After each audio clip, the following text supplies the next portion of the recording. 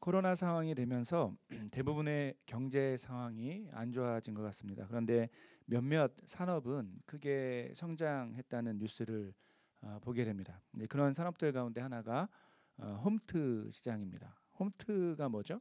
홈 트레이닝을 요즘 홈트라고 하죠. 쉽게 말해 집에서 운동하는 겁니다. 코로나 상황이 되면서 이렇게 혼자 집에서 운동을 하려는 사람들을 위해서 많은 물품들이 개발되고 있고 또 강의가 제공되고 있다는 거죠. 예를 들면 뭐 기본적으로 유튜브 같은 이 미디어를 통해서 공개되는 다양한 종류의 운동 강의들이 있습니다. 또 집에서 할 수 있는 운동 용품들도 있고요. 요즘에는 뭐 그런 기사도 봤는데 AI가 이제 운동하는 사람에게 그 사람의 정보를 갖고 그 사람에게 알맞는 운동을 소개하고 또 실제로 실시간으로 운동 자세라든지 이런 부분들을 가르쳐주는 상품까지 개발되고 이제 보급되고 있다고 합니다. 그런데 한 가지 흥미로운 것이 있죠. 운동은 그냥 하면 되는데 왜 이렇게 그 산업으로까지 발전하게 될까요? 그 이유는 그렇게 어렵지 않은 것 같습니다. 당연히 이왕 하는 운동의 효과를 높이고 이 몸에 좋은 운동을 잘 배우려는 목적이 가장 큰 것 같습니다. 실제로 많은 전문가들이 의사들이 그런 얘기를 하는데 운동은 당연히 몸에 좋지만 때로는 잘못된 운동이 몸을 오히려 망치기도 한다는 거죠. 운동이라고 다 좋은 것이 아니고 그 각자 몸 상태에 맞게 그리고 자신의 환경과 생활 습관에 맞게 그것을 잘 이해하고 잘 배운 운동이 어떤 한 사람에게 약이 된다는 겁니다. 어, 이렇게 올바른 방법을 알고 올바른 방법을 알고 하는 운동이 몸에 좋기 때문에 많은 사람이 올바르게 운동을 배우려고 애를 쓰는 것처럼 보입니다. 여기서 한 가지만 더 생각해 볼까요? 그렇다면 올바르게 운동해서 건강해지려는 것, 이제 그 목표가 우리 건강해지려는 것인데 그렇게 건강해지는 것의 또 궁극적인 목표는 뭔가요? 단순히 이제 멋진 몸매를 자랑하려고 하는 것일까요? 뭐 몇몇 어떤 직업적으로 몸을 만들어야 될 분들도 있다고 생각해요. 하지만 대부분의 사람이 운동을 하는 가장 중요한 이유는 단순히 몸을 만드는 것에 있지는 않은 것 같습니다. 바로 운동을 통해서 얻게 된 건강한 몸으로 우리가 매일매일 해야 될 일들을 잘 감당하고 이렇게 지치고 이렇게 힘든 모습이 아닌 더 활력 있고 풍성한 삶을 잘 살아내기 위해서 그 목적을 갖고 우리는 운동을 하는 거죠. 자, 그런데 이런 원리는 신앙의 성장과 신앙의 건강함에 있어서도 비슷하게 적용되는 것 같습니다. 우리가 믿음의 길을 걷는 동안 우리는 항상 신앙적으로 건강해야 합니다. 어떻게 그럼 건강해질 수 있을까요? 우리가 쉽게 떠올리고 뭐 우선적으로 떠올리게 되는 것은 당연히 말씀과 기도죠. 자, 그런데 그냥 말씀을 많이 보고 기도를 많이 하면 신앙적으로 자연스럽게 그냥 무조건 건강해지는 것일까요? 그 실제로 이 한국 교회는 뭐 세계 어느 교회에 비교해 봐도 한국 교회만큼 이 말씀과 기도 많이 경험하는 말씀과 기도를 강조하는 교회는 세계 교회에서 이렇게 찾기가 힘듭니다. 자, 그러나 이제 안타깝게도 지난 주일에도 나눈 것처럼 그런 한국 교회가 말씀과 기도가 강조되어 왔던 한국 교회가 지금은 심각한 문제들을 마주하고 있죠. 한국 교회가 건강하지 못하다는 평가를 지금 받고 있다는 것입니다. 여러분 이런 상황에서 우리가 주목해야 할 것이 있다고 생각됩니다. 여러분 신앙의 건강함을 위해서 당연히 우리는 말씀과 기도를 중요하게 여겨야 합니다. 자, 하지만 동시에 우리가 마음에 새겨야 할 것, 아니 어쩌면 더 중요하게 생각해야 될 것이 있는데 그것은 이 말씀과 기도를 올바른 방향에서 경험해야 한다는 거죠. 운동을 무조건 많이 하는 것 자체가 우리 건강을 보장하지 않는 것처럼 다시 말해 올바른 방향에서 어떻게 운동해야 되는지 잘 알고 운동할 때 그때 건강해지는 것처럼 여러분 말씀과 기도를 올바른 방향에서 경험할 때 그때 우리의 신앙이 비로소 진짜 균형 있는 모습으로 건강해질 수 있다는 말입니다. 자, 그리고 이렇게 우리의 신앙이 균형 있게 성장하고 건강해질 때 여러분 그때 우리는 우리에게 약속된 이 신앙생활이 주는 풍성함을 올바르게 누릴 수 있고 더 나아가서 우리에게 맡겨진 이 땅에서의 사명, 소명, 바로 우리가 마땅히 이 땅에서 해야 할 일들을 그때 비로소 건강하게 잘 감당할 수 있게 된다는 것입니다. 앞으로 우리가 매주일 우리 예배와 온라인 성경 공부를 통해서 함께 고민해 보려고 하는 것이 바로 이 주제입니다. 특별히 이제 오늘을 포함해서 앞으로 한 15주 정도로 예상되고요. 이제 따져보니까 정확하게 12월 마지막 주까지가 될 것 같은데 우리 성탄 주일 빼고 성탄 주간 빼고 딱 12월 마지막 주일까지가 될 걸로 예상을 하는데요. 이 기간 동안 우리는 우리 신앙의 출발점이자 사실 모든 것이 되는 성경, 이 성경에 대해서 조금 더 자세하게 공부를 해보려고 합니다. 특별히 이제 성경에서 이 전체를 묶어내는 핵심적인 주제들에 대해서 한 주 한 주 하나하나씩 살펴보려고 해요. 이 시리즈를 좀 시작하면서 오늘은 우리가 왜 성경을 올바르게 알아야 하는지, 그리고 성경을 올바르게 아는 것을 통해 우리에게 어떤 일이 일어나는지, 이것에 대해서 우리 디모데후서 3장을 통해서 이제 앞으로의 시리즈의 서론적인 느낌으로 이 본문을 함께 살펴보고 정리해 보려고 합니다. 오늘 우리가 읽은 이 디모데후서는 이 선배 사역자로서 이 사도 바울이 그의 사랑하는 후배 사역자 이 디모데에게 보낸 두 번째 편지입니다. 자, 이 편지는 어떤 의미에서 이 사도 바울의 유언과도 같은 내용으로 볼 수 있습니다. 실제로 역사적으로 보면 이 편지가 사도 바울의 마지막 편지로 추정됩니다. 자, 그렇다면 이 자신의 사역의 마지막 시기를 지나던 이 사도 바울이 그의 사랑하는 후배 사역자 이 디모데에게 하고 싶었던 말들은 무엇이었을까요? 자, 디모데후서의 전체적인 내용은 이렇게 한마디로 설명해 볼 수 있습니다. 너 하나님의 사람 디모데야, 앞으로 많은 어려움과 고난이 너에게 있을 텐데 그 가운데서 믿음으로 승리해라. 이게 이제 사도 바울이 이 디모데후서에서 꼭 하고 싶었던 한마디의 메시지였죠. 자, 그런데 방금도 제가 이제 설명한 것처럼 놀라운 것은 이 신약 성경에서 방금 제가 설명했었던 이 하나님의 사람이란 표현, 이 표현이 신약 성경에서 이 하나님의 사람이란 표현으로 지금 디모데를 부르고 있는데 이 표현이 신약 성경에서는 딱 두 번 나오는데 그것이 디모데전서와 디모데후서입니다. 처음 나오는 것은 디모데전서 6장 11절이고 두 번째가 오늘 본문 17절입니다. 다시 말해 이제 사도 바울은 이 디모데를 신약에서는 흔치 않은 표현인 이 하나님의 사람아라고 부르면서 그를 특별한 소명의 삶, 이 부르심의 삶으로 초대하고 있는 것으로 보입니다.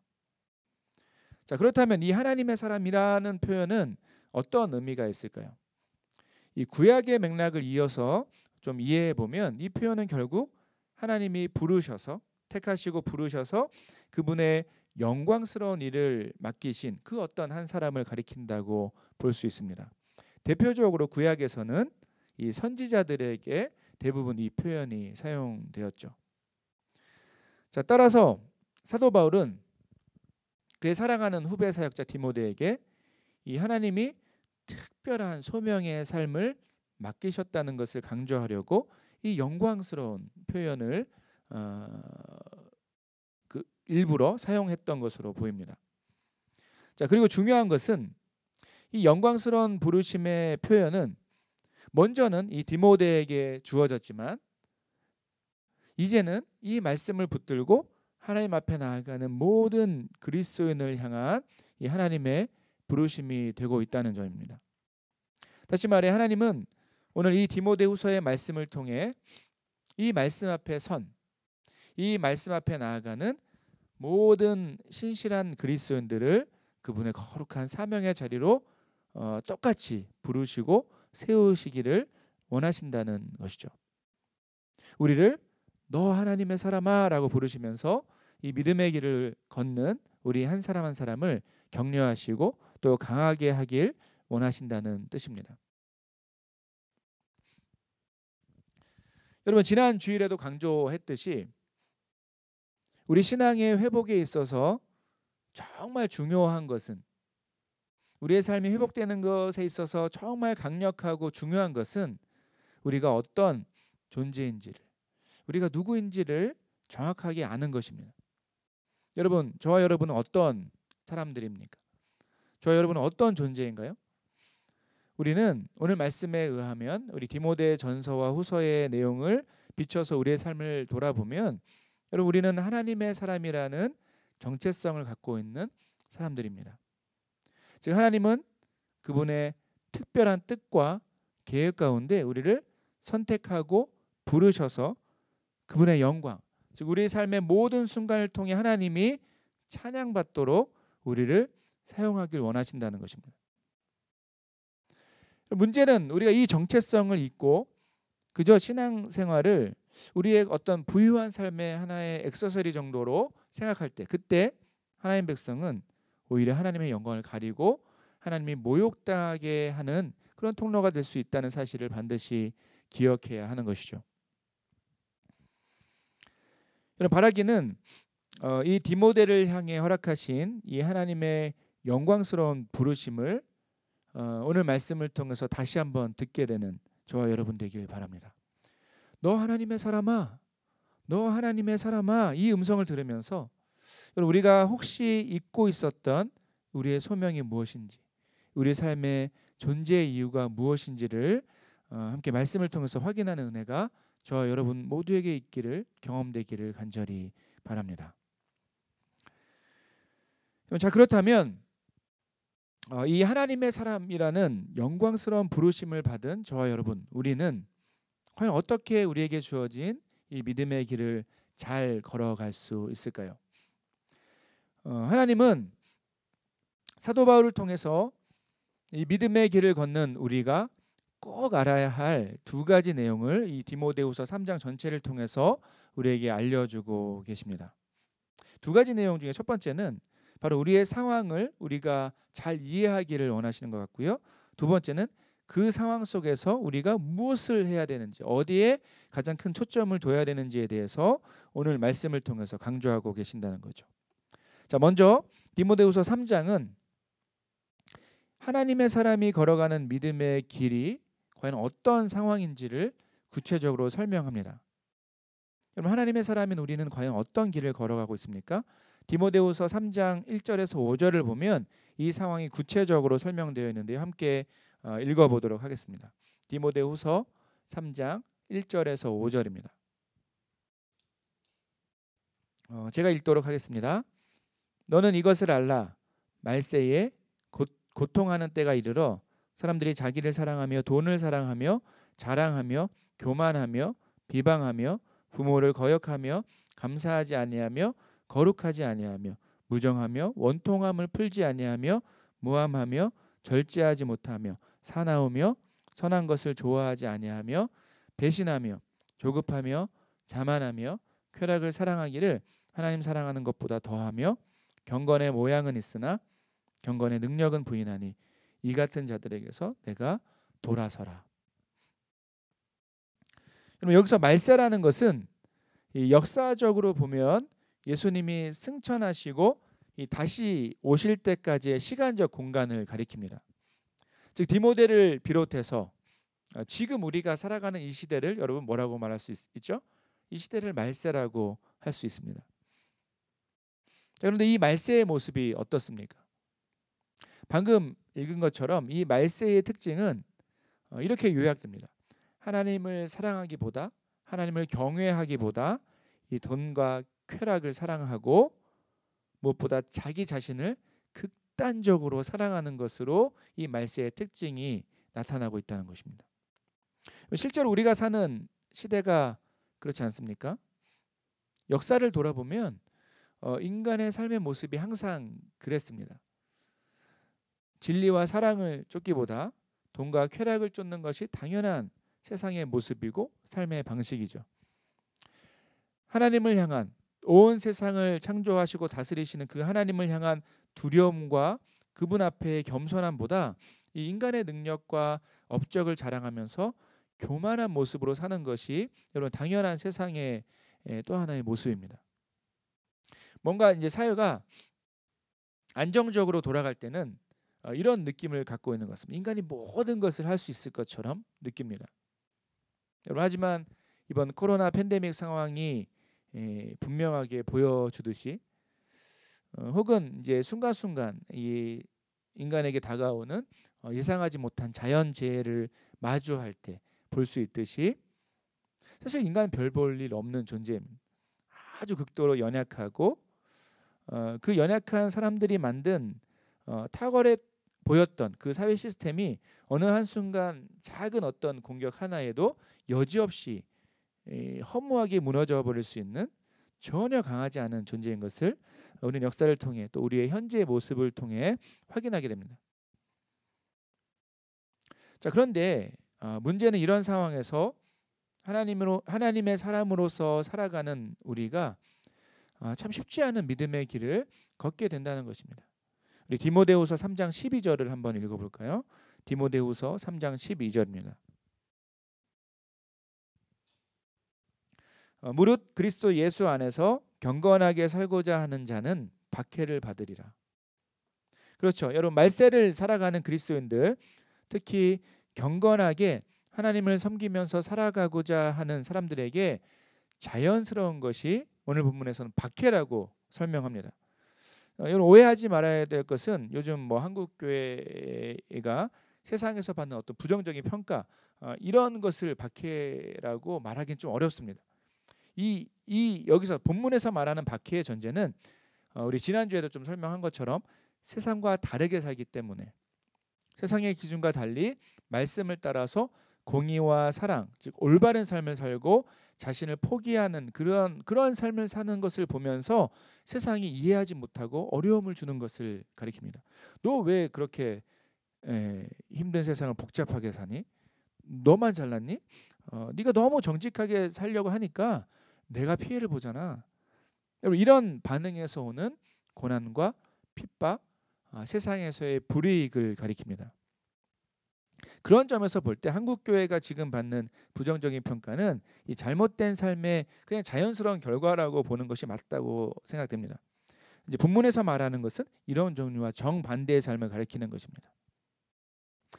자, 중요한 것은 하나님은 이 사도 바울을 통해 우리가 이 세상의 시스템, 이 세상의 메커니즘을 기억하길 그리고 마음에 새기기를 바라십니다. 우리가 오해하듯이 예수 그리스도를 믿으면 그냥 하나님이 차별적인 복을 줘서, 그러니까 믿지 않는 사람들보다 더 많은 복을 줘서 이 그리스도인들은 하나님을 믿으면 부자가 되고 편안하게 삶을 살 수 있게 된다라고 성경은 말하지 않습니다. 오히려 방금 읽은 것처럼 그리스도인답게 살려고 하면 할수록, 그렇게 살아가면 살아갈수록 우리는 고난과 핍박, 어려움에 더 쉽게 노출되고 그런 것을 실제로 경험할 수 있다는 것이죠. 이 사실을, 이 상황을, 이 말세의 특징을 기억하라고 오늘 본문은 우리에게 강조하고 있는 것입니다.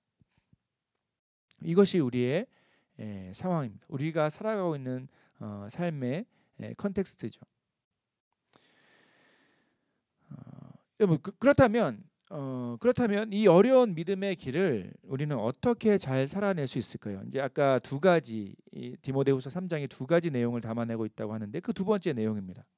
이런 어려운 상황, 믿음으로 살아가려면 박해를 당하는 어려운 상황을 살아가고 있는 우리는 과연 어떻게 하면 이 속에서 승리하는 삶을 살 수 있을까라는 것이죠.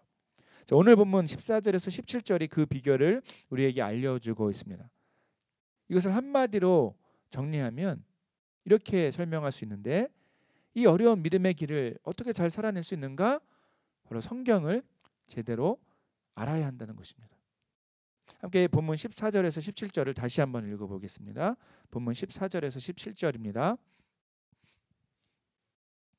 그러나 너는 배우고 확신한 일에 거하라. 너는 내가 누구에게서 배운 것을 알며 또 어려서부터 성경을 알았나니 성경은 능히 너로 하여금 그리스도 예수 안에 있는 믿음으로 말미암아 구원에 이르는 지혜가 있게 하느니라. 모든 성경은 하나님의 감동으로 된 것으로 교훈과 책망과 바르게 함과 의로 교육하기에 유익하니 이는 하나님의 사람으로 온전하게 하며 모든 선한 일을 행할 능력을 갖추게 하려 함이라. 여러분 4절에 걸쳐서 설명되어 있지만 이 헬라어 구문을 잘 보면 굉장히 분명하게 이 4절에 걸쳐 있는 본문이 두 가지 내용을 담고 있는 것을 확인할 수 있게 됩니다. 첫째는 14절과 15절의 내용을 통해서 알 수 있는데 이런 얘기입니다. 이런 메시지입니다. 너는 성경을 항상 열심히 공부하라라는 것입니다. 자, 둘째는 이 16절과 17절의 내용인데 너희들이 그렇게 열심히 공부해야 될 성경은 어떤 것이냐? 성경은 우리를 온전하게 만드는 하나님의 말씀이다라는 것이죠. 이 두 가지 내용을 이 본문에서 강조하고 있는 것입니다. 정리하면 이런 것이죠. 이 말세를 살아가는 우리가 가장 우선적으로 집중해야 될, 가장 우선적으로 마음을 써서 해야 할 일이 무엇인지 가르쳐 주는 것입니다. 그것이 바로 우리를 온전하게 하시는 하나님의 말씀 성경을 항상 열심히 공부하라는 것입니다. 이것을 다른 표현으로 말하면 우리가 성경을 열심히 공부하고 경험하고 알 때 그때 여러분 비로소 말세에 온전한 삶을 제대로 살 수 있는 그리스도인이 될 수 있다라는 뜻입니다.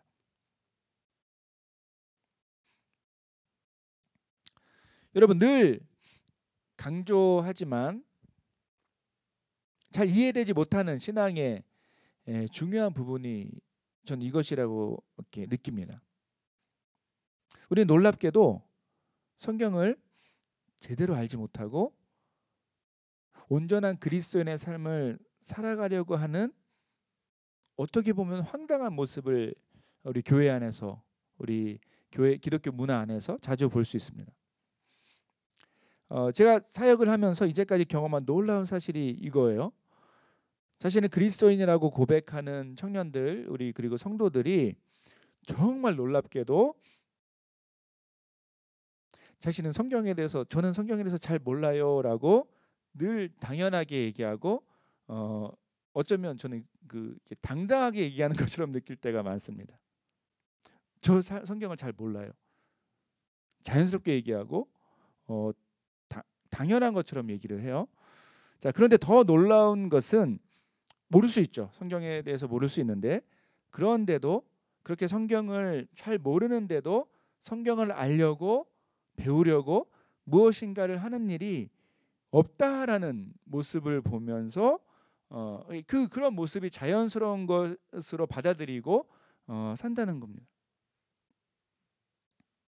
여러분 가만 생각해 보면 정말 가만히 여러분 양심적으로 우리가 삶을 돌아보면서 생각해 보면 정말 말이 안 되고 충격적인 일이죠.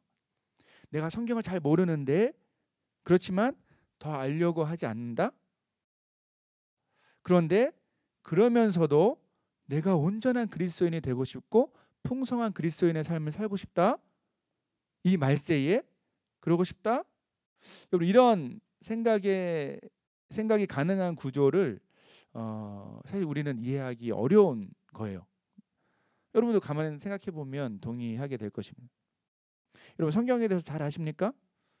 그리고 성경에 대해서 알아가려고 무엇인가 애를 쓰는 모습이 간절한 마음으로 애를 쓰는 모습이 있습니까? 우리가 자격증 공부를 하거나 뭔가 어떤 시험을 준비할 때 막 간절한 마음으로 애를 쓰듯이 성경에 대해서 그렇게 알아가려고 무엇인가 애를 쓰는 모습이 있습니까? 자, 그런데 그런 모습이 전혀 없으면서 여러분 건강하고 온전한 또 힘이 있고 능력 있는 거룩한 그런 그리스도인의 삶을 살 수 있다고 생각하십니까? 이 생각의 구조와 우리 삶의 습관을 잘 비교해 보면 우리가 얼마나 심각하게 잘못된 방향으로 신앙생활을 하고 있는지 금방 느낄 수 있습니다. 좀 다른 얘기가 될 수 있는데 좀 중요한 얘기라서 연관지어서 하도록 하겠습니다. 제가 사역자로서 경험적으로 느끼는 이 시대 그리스도인들의 이 성경에 대한 태도가 있습니다. 흔히 많은 그리스도인들이 이 성경에 대한 태도에서 가장 실패하는 지점은 성경을 늘 자기 중심적으로 읽어낸다는 것입니다. 뭐 예를 들면 성경 통독은 그저 내가 성경을 얼마만큼 많이 읽었는가 정도의 기준이 되기도 하고요.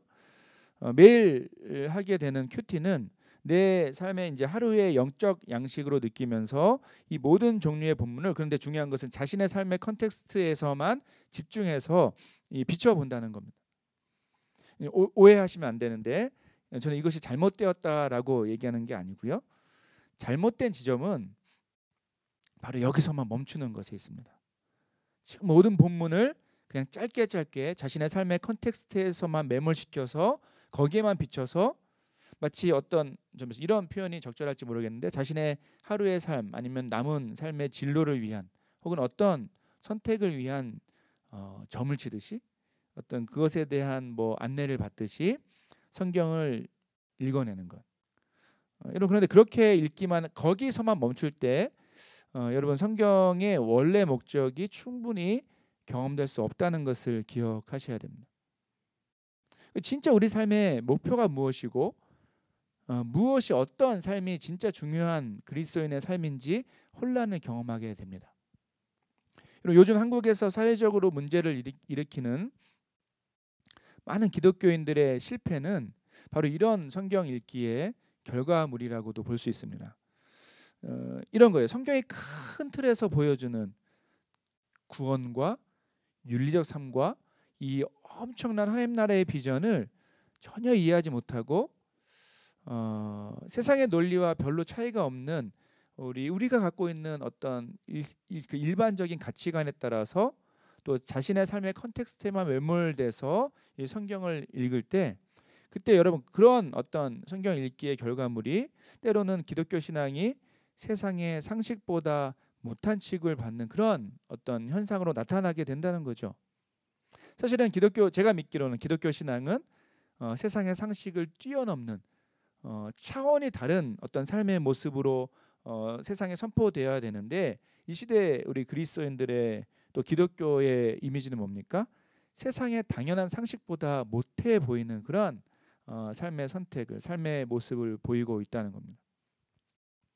여러분, 성경은 저와 여러분, 우리 각 사람 한 사람의 정말 세밀하고 그 자세한 어떤 개인적인 삶의 컨텍스트에 놀랍게 탁월하게 적용되는 것이 사실입니다.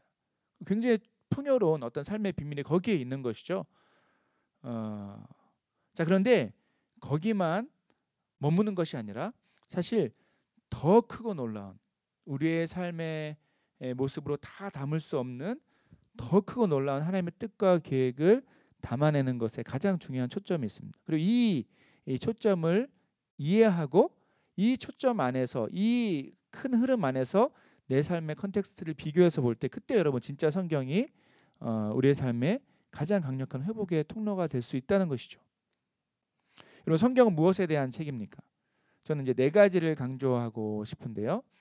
성경은 첫째, 삼위일체 하나님이 어떤 분이고 그분이 무슨 일을 하셨는지, 하고 계시는지, 하실 것인지를 보여주는 책입니다. 둘째, 성경은 삼위일체 하나님의 그 영광스러운 구원, 저와 여러분이 경험한 그 영광스러운 구원이 무엇이고 그것이 우리에게 어떻게 적용되었는지를 분명하게 보여주는 것에 목적이 있습니다. 성경은 셋째로 이 구원을 경험한, 이 놀라운 감당할 수 없는 구원을 경험한 하나님 백성을 향한 이 하나님의 뜻이 무엇인지, 그래서 하나님 백성이 어떻게 살아야 하는지를 분명하게 보여줍니다. 마지막으로 넷째, 성경은 주님께서 허락하신, 우리에게 허락하신, 이 인류에게 허락하신 마지막 날까지 우리가 포기하지 말고 힘써야 할 우리의 소명이 무엇인지, 끝까지 포기하지 말고 지켜야 될 소명이 무엇인지, 우리가 해야 할 일이 무엇인지를 보여주는 것에 분명한 초점이 있다는 것입니다. 이 큰 초점을 갖고 우리는 우리 삶의 한 사람 한 사람의 개인적인 삶의 컨텍스트를 비춰보고 이 큰 방향 안에서 우리 삶이 드려질 수 있도록 날마다 성경을 읽어내는 것이죠. 이 큰 틀의 성경의 흐름을 제대로 이해하지 못하고 성경을 그저 열심히 읽는 것에 만족하는 것, 혹은 어떤 자신이 원래 갖고 있었던 어떤 가치관에 따라서 한 부분의 본문을 자신의 삶의 컨텍스트에 유리하게 적용하면서 읽어내는 것은 여러분 때로는 신앙생활에 있어서 오히려 성경을 많이 읽는다 하더라도 심각한 독이 되기도 합니다. 우리가 현재 이해할 수 없는 모습으로 사회에 해를 끼치면서 하나님의 영광을 가리면서 신앙생활을 하는 기독교인들, 그리고 이단들의 뿌리에는 놀랍게도 다른 것이 있지 않습니다. 항상 이런 잘못된 성경 읽기에 실패가 있었다는 것을 기억해야 됩니다. 이단들은 얼마나 열심히 공부하는지 모릅니다. 성경 정말 달달 외우면서 공부하죠. 여러분이 부끄럽게 느낄 만큼 그들은 열심히 성경을 공부합니다. 자, 그러나 마치 운동을 그저 많이 해야 한다고 이 건강하고 균형 있게 되지 않는 것처럼, 잘못된 운동법이 오히려 건강을 망치게 되는 것처럼, 여러분 잘못된 성경 읽기를 통해서도 한 영혼은 매우 심각한 영적인 위기에, 신앙적인 위기에 빠질 수 있다는 것을 두려움을 갖고 기억하셔야 됩니다. 성경을 잘 읽는다는 것은 무엇입니까? 그것은 올바른 방향에서 큰 틀에서 성경의 원래 목적에 맞게 읽어내고 공부하는 것을 의미하기 때문입니다. 여러분, 이런 점에서 우리는 앞으로 이 성경 전체를 하나의 큰 흐름으로 이끌어내는 이 성경의 세부적인 각각의 주제들, 중요한 주제들을 이제 시리즈로 하나하나 살펴보려고 합니다. 성경은 정말 거대한 탁월한 드라마처럼 살아있는 유기체와 같이 서로 탁월하게 연결되어 있는 책입니다. 이 책을 엮어내는 중요한 주제들에 대해서 아는 것, 그리고 이 주제들이 어떤 방식으로 연결되어서 우리 삶을 비추고 있는지, 우리 삶에 빛을 비추고 있는지를 항상 생각하면서 성경을 읽을 때, 그때 여러분 우리는 건강하고 올바른 신앙생활을 하게 될 것입니다.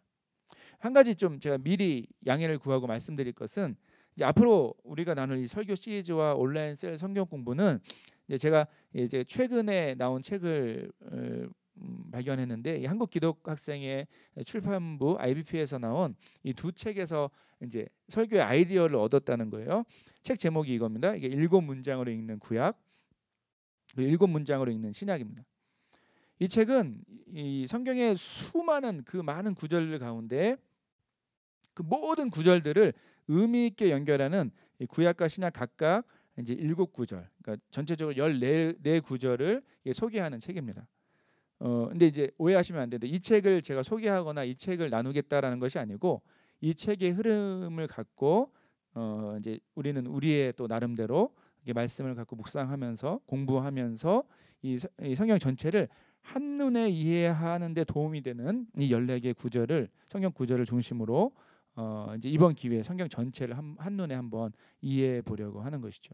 이 어떤 기본적인 틀을 갖고 성경 전체를 이해하고 이 성경 전체의 흐름 속에서 각각의 어떤 주제들과 우리 삶의 컨텍스트를 비춰보겠다는 겁니다. 자, 여러분, 중요한 것은 여러분 우리는 다시 성경으로 돌아가야 할 때에 서 있다는 것입니다. 이게 이제 오늘 설교의 핵심입니다.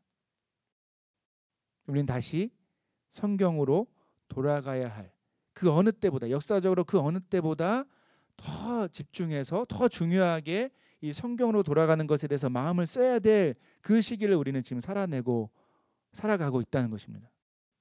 여러분, 제발 정말 성경을 제대로 마음 먹고 열심히 공부하시길 부탁드립니다. 그리고 그 일을 여러분 이 땅에서의 믿음의 삶이 맞춰지는 그 순간까지 끝까지 포기하지 않고 계속 해내셔야 됩니다. 많은 사람이 오해하는 것이 이거예요. 성경을 공부하고 연구하는 일이 마치 목회자와 신학자들의 일인 것으로만 생각하는 모습이 있습니다. 하지만 여러분, 오늘 본문에서 그 생각이, 그것이 오해라는 것이 밝혀지는데, 16절 17절 다시 한번 볼까요? 16절 17절 모든 성경은 하나님의 감동으로 된 것으로 교훈과 책망과 바르게 함과 의로 교육하기에 유익하니 이는 하나님의 사람으로 온전하게 하며 모든 선한 일을 행할 능력을 갖추게 하려 함이라. 이는 하나님의 사람으로 온전하게 하며 모든 선한 일을 행할 능력을 갖추게 하려 함이라. 여러분, 이 말씀처럼 성경을 공부하고 성경을 잘 아는 것은 목회자나 이 신학자들의 일이 아닌 모든 그리스도인, 무엇보다 오늘 본문에 비춰보면 이 하나님의 사람아, 너 하나님의 사람아 라는 이 영광스러운 부르심을 받은 모든 그리스도인에게 해당되는 명령이라는 것입니다. 어떻게 성경을 한번 제대로 읽어보지도 못하고 또 성경의 큰 흐름의 메시지가 어떻게 흘러가는지 전혀 이해하지 못하면서 온전한 그리스도인이, 특별히 믿음대로 살아갈 때 그 고난과 핍박이 약속되어 있는 이 말세를 살아가는 그리스도인들이 이 속에서 이 성경을 이해하지 못하고 어떻게 온전한 그리스도인이 될 수 있다고 생각할 수 있을까요? 여러분, 매우 심각한 모순된 삶을 우리는 정말 너무 오랫동안 살아왔다는 것을, 시간을 보내왔다는 것을 이제는 인정해야 될 때가 된 것 같습니다. 사랑하는 여러분, 앞으로 이제 성경의 큰 흐름에 따라서 이 중요한 주제들을 나누어 가면서 저는 여러분 안에, 또 저와 여러분, 우리 모두 안에 이 성경에 대한 이해가 새롭게 되기를 간절히 바랍니다. 그리고 앞으로 한국교회와 캐나다 이민교회를 세우고 또 섬길 여러분이 모두 성경의 사람들, 말씀의 사람들이 되길 간절히 기대합니다. 자, 이렇게 정말 간절히 이것을 강조하는 이유는 이렇게 표현할 수 있는데, 이제는 여러분 더 이상 우리가 피할 길이 없기 때문입니다. 이제는 더 이상 피할 길이 없기 때문이죠. 우리의 심각한 영적 실패의 배경에는 사실 성경에 대한 무시가 있었습니다. 이 성경에 대한 무지와 이 성경에 대한 무식함은 정말 괴물과 같은 신앙의 모습을 교회가 세상에 선물한 부분이 있었다는 것이죠. 이 사실을 부인하기가 참 어려운 것이 지금 현실입니다. 자, 여러분, 이 코로나 팬데믹과 더불어 많은 사람이 실패와 절망을 이야기하고 있습니다. 하지만 저는 정말 기대하는 것이 있습니다. 이런 어려운 상황에서도 만약 우리 토론토 연합교회 청년부, 청년 1부, 2부 우리 여러분이 성경의 사람들, 말씀의 사람들로 세워진다면 그때 비로소 여러분을 통해 세상의 진짜 소망, 참되고 온전한 소망이 선포될 수 있다는 사실을 저는 믿습니다. 그리고 정말 간절히 기대하는 것은 이렇게 성경의 사람들, 말씀의 사람들로 세워진 여러분의 목소리를 통해서, 여러분의 삶을 통해서 실제로 이 영광스러운 회복의 일이 이 땅 가운데 시작되고 이루어지길 목회자로서 정말 간절히 기대하고 믿음으로 바라보고 기도하고 있습니다. 저는 확신하건대 이제까지는 어땠는지 모르지만 이제 앞으로는 이 포스트 코로나를 지금 다들 대비하고 있는데, 이제는 더 이상 여러분 대충 그냥 뭔가 그럴듯하고 그냥 뭐 좋은 게 좋은 거야 라면서 어설프게 넘어가는 신앙생활은 이제 더 이상 그 설 자리가 없는 시대가 됐다고 확신합니다. 그런 신앙이 별로 의미가 없게 되었습니다. 이런 점에서 저는 이 코로나 팬데믹 상황은 우리 안에 있는 의미 없는 신앙의 거품을, 또 교회가 의미 없이 자랑해왔던 이 거품과 같은 신앙의 모습을 자연스럽게 벗겨버리는 또 하나의 영적 기회가 될 수 있다고 저는 믿습니다. 실제로 기독교 역사가 보여주는 진리인데요, 기독교 역사 가운데 교회가 타락하고 교회가 오히려 사회에 피해를 주고 사회에 의미 없는 존재가 될 때마다 그때 하나님은 교회의 이 잘못된 거품들을 벗기시고 제하시고, 중요한 것은 그 속에서 그 폐허가 된 것 같은 그 상황 속에서 무엇보다 말씀의 진리를 회복한 그 하나님의 사람들, 성경의 사람들, 말씀의 사람들을 통해서 이전과 다른 차원의 새 일을 항상 시작하셨다는 것을 우리 역사를 통해서 확인하게 됩니다. 그리고 이것이 바로 이제 역사가 주는 교훈입니다. 자, 중요한 것은 오직 너 하나님의 사람아라고 부르시는 이 말씀을 통해서 부르시는 이 하나님의 거룩한 부르심을 들을 수 있는 귀가 있는가? 그리고 그 음성에 믿음으로 순종할 마음의 자세가 되어 있는가? 믿음으로 순종하는가? 여기에 우리의 핵심이 달렸다는 것이죠. 저는 여러분이 이 음성을 듣게 되길 소원합니다. 여러분을 향한 이 하나님의 이 부르심이 여러분의 가슴을 뛰게 하고 다시 한번 믿음으로 이 말세에 이 어려움의 시기를 지나는 동안 이 성경에서 달려가고 이 말씀의 진리에 사로잡혀서 세상에 참된 소망을 선포하는 그 삶을 살아낼 수 있기를 간절히 기대하고 소망하고 있습니다. 말씀을 맺겠습니다. 사랑하는 여러분, 하나님은 형편없고 별 볼 일 없는 우리를, 사실 쓸데없는 우리를 너 하나님의 사람아 라고 부르십니다. 영광스러운 부르심이죠. 자, 그리고 부족하고 연약하지만 이 부르심에 반응한 그 한 사람을 말씀을 통해서 새롭게 변화시키시고 준비시키시고 그 한 사람을 사용하십니다. 이 영광스러운 부르심 앞에, 이 말씀의 부르심 앞에 여러분은 어떻게 반응하길 원하십니까? 기대하기는 이 부르심 앞에 다시 한번 가난하고 겸손한 마음으로 또 말씀의 진리를 붙들고 믿음으로 나아가는 우리 모두가 되길 간절히 소원합니다. 여러분, 성경을 열심히 배우시길 부탁드리고요. 성경의 진리를 믿음으로 살아내시기를 부탁드립니다. 그런 여러분을 통해 하나님은 이 황폐화되고 무너지고 어려운 이 세상 가운데 놀라운 영광스러운 하나님의 일을 이 땅 가운데 온전히 이루실 것입니다. 함께 찬양하고 기도하도록 하겠습니다.